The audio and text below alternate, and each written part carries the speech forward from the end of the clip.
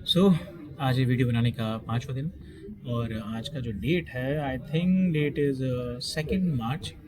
ज़्यादा कुछ नहीं, मैं एक छोटी सी इन्फॉर्मेशन बताना चाहूँगा।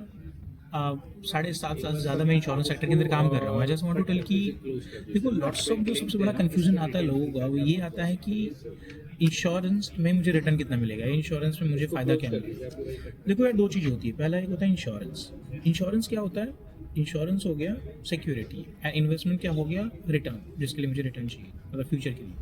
इन्वेस्टमेंट में क्या होता है? जैसे मैंने स्टॉक में डाल दिया पैसा, एसआईपी में डाल दिया, म्यूचुअल फंड में डाल दिया, कहीं लैंड ले ली, प्रॉपर्टी ले ली, whatever is to be that is consider in my investment, ताकि मुझे कुछ टाइम बाद उसका रिटर्न मिले या कुछ प्रॉफिट मिले। और मान लो 100 रुपये लगाए, मुझे 8% के हिसाब से रिटर्न मिला, अगले साल मेरा 108 रुपये हो गया। ऐसे 100 बढ़ता रहता है। इन्वेस्टमेंट क्या होता है? इन्वेस्टमेंट एक सिक्योरिटी होती है। फॉर एग्जांपल मैंने घर ले रखा है और घर के लिए मुझे गार्ड चाहिए और एक वो सेफ्टी रखनी है। अब यहाँ पे सेफ्टी में मैं ये रिटर्न थोड़ी दूंगा, गार्ड मेरे लिए 8 घंटे रहकर मेरे को फ़ायदा क्या दे रहा है? वो सिक्योरिटी मुझे चाहिए। सेम थिंग इंश्योरेंस होता है। अगर मान लो आज मैं कमा रहा हूँ, what ever I am doing with my job, और अपनी पूरी फैमिली का देखभाल उठा रहा हूँ, खर्चा उठा रहा हूँ, तो कुछ भी मेरे साथ होता है तो मेरी पूरी फैमिली की जिम्मेदारी मेरे ऊपर है। अगर मैं एक whole and sole earning member हूँ फैमिली में और सडनली मान लो मेरे साथ कुछ हो जाता है तो मेरी फैमिली को देखभाल करने के लिए कौन है? मे भी कोई हो, पर फाइनेंशियली कौन देखभाल करेगा? पैसे कौन देगा? बच्चों की स्कूल फीस, एजुकेशन का खर्चा कौन देगा? यहाँ पे सबसे जो इम्पोर्टेंट चीज़ आती है वो होता है इंश्योरेंस। एक इंश्योरेंस काम इस तरीके से करता है, अगर मैंने कोई भी इंश्योरेंस ले रखा है, पॉलिसी, लाइफ इंश्योरेंस पॉलिसी, और कल को मेरे साथ कुछ भी हो गया, कोई भी मिसहैपनिंग हो गई, और तो उस केस में एक इंश्योरेंस कंपनी का जो टर्म होता है उसके अकॉर्डिंगली मेरे घर वालों को सर्टेन अमाउंट का कवर दिया जाता है। फॉर एग्जाम्पल मैंने 900 रुपये पे करके, 1000 रुपये पे करके एक पॉलिसी ले रखी है जिसके अंदर मुझे 1 करोड़ का लाइफ इंश्योरेंस करना होगा। तो अगर मान लीजिए कल को जब मेरी शादी हो जाएगी, जब मेरे बच्चे हो जाएंगे, उस टाइम पर कभी कुछ होगा तो मेरी फैमिली के, मेरे बच्चे के स्कूल, एजुकेशन, क्वालिफिकेशन, इन सब के लिए ज़रूरत पड़ेगी, वो होती है पैसा। तो उस टाइम पे वो पैसा उनको दिया जाएगा ताकि वो अपने डेली लाइफ के खर्चे वगैरह वो कंप्लीट कर सकें, अपने रेंट पे कर सकें। बिकॉज मेरे ना रहने पे खर्चे नहीं रुकेंगे, वो एज इट इज चलते रहेंगे। इसके लिए इन्वेस्टमेंट, इसके लिए मेरा लाइफ इंश्योरेंस पॉलिसी होता है। इन्वेस्टमेंट होता है अगर आज से मान लो मुझे 10 साल बाद घर लेना है या 5 साल बाद गाड़ी लेनी है, और उसके लिए मैं नहीं चाहता कि मैं बड़े एक अमाउंट का लोन, मुझे छोटा सा अमाउंट पे करके रखना है। तो मैं क्या करूँगा, 10,000, 5,000 रुपये के हिसाब से जितना भी मेरी कंपेटेबिलिटी होगी, मैं वो अमाउंट एक बैंक में या एसआईपी में या म्यूचुअल फंड में या स्टॉक्स में या गोल्ड, ऑनलाइन गोल्ड में कहीं भी अपना पैसा डालूंगा। 5,000 रुपये 5 साल बाद 60,000 रुपये के हिसाब से मैंने करीबन करीबन 3.5 लाख के आसपास जो भी मैंने पे कर दिया। अब वो 3.5 लाख की वैल्यू 3.5 लाख तो रहेगी नहीं, मे बी 4 लाख हो जाए, 5 लाख हो, बट एवर को सब्जेक्ट इन्वेस्टमेंट जो होता है हमेशा मार्केट रिस्क के ऊपर डिपेंड करता है। अब मार्केट में जो भी मेरा पैसा है, मेरे एक अच्छा खासा, मतलब मेरे जो 3.5 लाख रुपये लगे हैं वो 3.5 लाख तो नहीं रहेंगे, कुछ तो बढ़ेगा। अगर मैं सेफ साइड पे जाऊँ, मेरा 4.5 लाख हो जाए, लाख रुपये बढ़ जाए, काफ़ी है। पर अगर मैंने वही पैसा बैंक में डाला तो मुझे तो कुछ खास शायद फ़ायदा ना मिले, और मेरे बैंक में रहे भी ना, पर उसके अंदर लॉकिंग पीरियड होते हैं, 5 साल के बाद ही अपना पैसा विड्रॉ करते हैं। पर लाइफ इंश्योरेंस में ऐसा नहीं होता। बहुत ही छोटा सा एक मिनिमम अमाउंट दे के आप इंश्योरेंस अपनी ले सकते हो।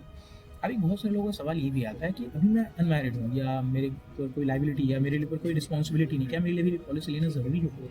देखो, पॉइंट ये नहीं होता कि ज़रूरी होगा, पॉइंट होता है कि मैं अर्निंग नहीं हूँ, मतलब मेरी एज कम है। सॉरी, अगर मैं भी अनमैरिड हूँ तो मतलब मेरी एज कम है। अगर मेरी एज कम है तो होपफुली होगा कि मेरे को मेडिकल कंडीशन कम होगी भी, डायबिटीज़, ब्लड प्रेशर, हाइपरटेंशन, उन्हें वो किसी की हो जाए पर अभी कम होगी।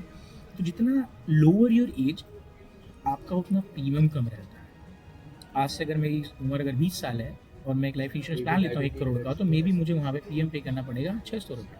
पर वहीं 5 साल बाद मैं सोचता हूँ प्लान लेने का, जब मेरी 25 सालों की हो चुकी 25 साल हो चुकी है, मैं शादी के बाद नाम प्लान लूँ, तो मेरा जो प्रीमियम जाएगा अप्रॉक्सीमेटली वो जाएगा 1300, 1400, 1500 रुपये जो भी जाएगा। बट उसी सूरत में अगर मुझे कोई मेडिकल हिस्ट्री होगी, डायबिटीज़, ब्लड प्रेशर कुछ भी, तो मुझे पॉलिसी नहीं मिलेगी।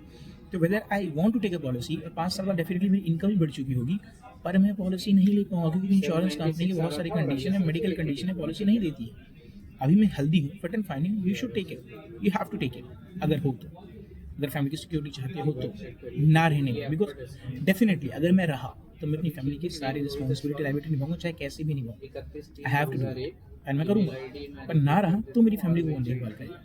इसलिए टर्म इंश्योरेंस स्पॉन्सर। मैं ये कोई स्पॉन्सर वीडियो नहीं है तो मैं किसी ब्रांड का नाम नहीं दूंगा, I don't want to share any name.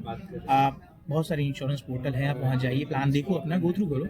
But the point is कि अगर आप अर्निंग हो और आप एक अपनी फैमिली की सिक्योरिटी ले रहे हो, अपने घर के अर्निंग मेंबर हो, चाहे आप इकलौते हो या फैमिली को पेरेंट्स को सपोर्ट कर रहे हो या वाइफ के साथ जॉब कर रहे हो, तो किसी भी सूरत में you have to take a term insurance, because आपके ना रहने पे इमोशनल लॉस तो होगा ही होगा, पर जो फाइनेंशियल लॉस होगा वो कोई कवर नहीं कर पाएगा। अगर कोई वाइफ है तो मे बी वो अपने पेरेंट्स के साथ चले सकती है, parents in father in law के साथ रह सकती हैं, पर फाइनेंशियली क्या उनको छोटी छोटी चीज़ों की भी ज़रूरत ना पड़े पैसों की रिगार्डिंग, तो उनको एक टर्म इंश्योरेंस प्लान देने के लिए ज़रूरत होता है, ताकि उनके पास एक सर्टेन अमाउंट रहे, ताकि अपने आगे के ऑन गोइंग लाइफ जो खर्चे वगैरह चला सके, बच्चों के एजुकेशन वगैरह। और दूसरा, आप चाहते हैं कि मैं आज से 10-15 साल बाद कोई गाड़ी लूँ या कोई घर लूँ, in that case you have to take investment for 5,000 10,000 whatever it is, ताकि वो कुछ टाइम बाद आपको फंड मिल जाए।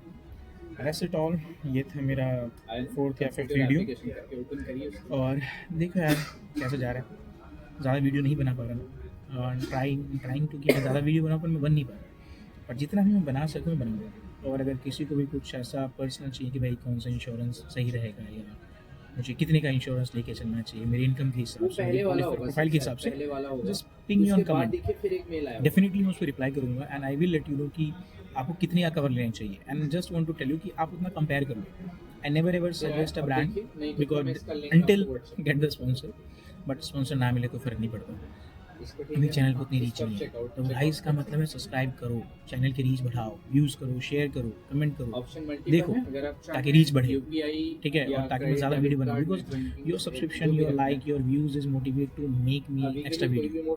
और अभी मैं आई थिंक मैं ऑफिस में ही हूँ और मैं वीडियो बना रहा हूँ, और आई एम नॉट श्योर कि अगर आज से मैं 6 महीने पहले या 1 साल पहले सोचता मैं ऑफिस में बैठ के ऐसे वीडियो बनाऊँगा, डेफिनेटली नॉट, मैं नहीं बना पाऊँ, पर I am just improving myself, you have to take care of your family. Till then, until 2 दिन बाद होली है, happy Holi, wishing you happy happy. 2 दिन बाद होली है, wishing very happy Holi. Please enjoy करिए फैमिली के साथ। Thank you so much for watching, like share subscribe कर दो।